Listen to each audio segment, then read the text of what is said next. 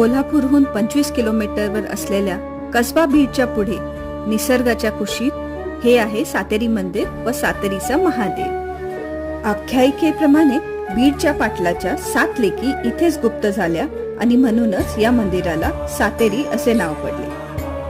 पापशालन करण्यासाठी किंवा इच्छा पूर्ण झाल्यावर अनेक लोक इथे कोल्हापुरी चप्पल चढवतात।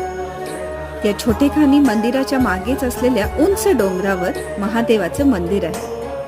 हिमालयातल्या एखाद्या गुफेत असावं असं हे छान शुभ्र असं महादेवाचं मंदिर। आजूबाजूचा परिसर तर मन मोहून टाकणारा।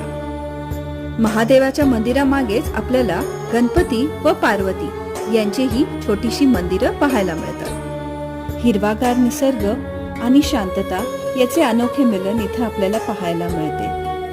प्रत्येक सोमवारी आणि शिवरात्रीच्या दरम्यान इथे प्रचंड गर्दी असते।